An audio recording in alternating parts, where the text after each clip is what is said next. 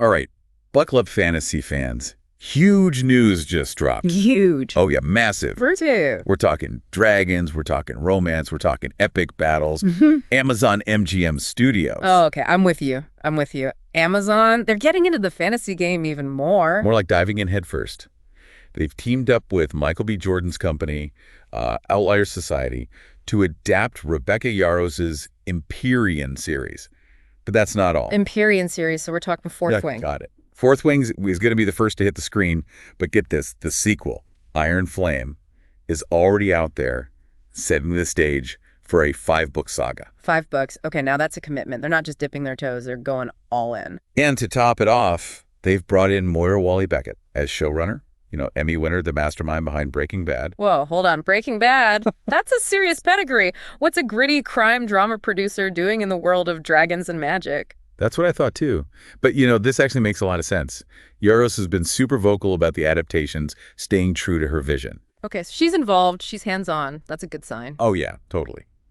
Especially when it comes to Xaden Rierson, the main male character. She wants to avoid any whitewashing.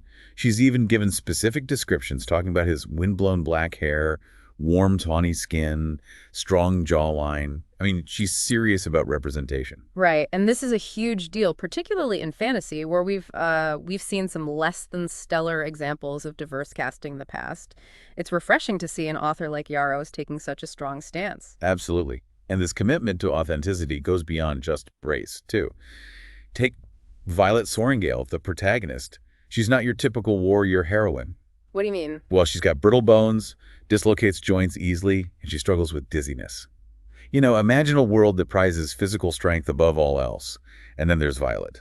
That's interesting. Definitely not your run-of-the-mill fantasy protagonist. Where did Yarros get the inspiration for that? Turns out it's personal. Yarros has Ehlers-Danlos syndrome, so she brings that lived experience to Violet's struggles. Wow, so she's weaving in her own story, her own challenges. That adds a whole other layer of depth to the character. Exactly. Violet's journey is all about defying expectations and redefining strength. Yeah. And let's not forget the romance.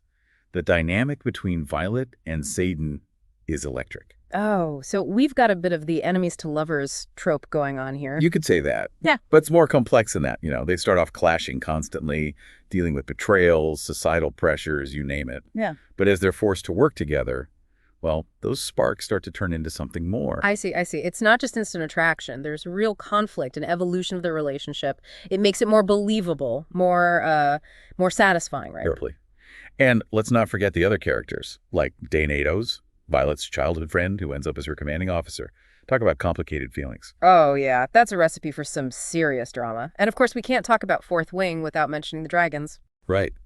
Taryn and Andarna, they're not just majestic creatures. They're part of the world's magic system, representing power, freedom, this incredible bond between riders and their dragons. So the dragons are symbolic of Violet's journey too, right? As she learns to connect with her dragon, she embraces her own strength and potential. Exactly.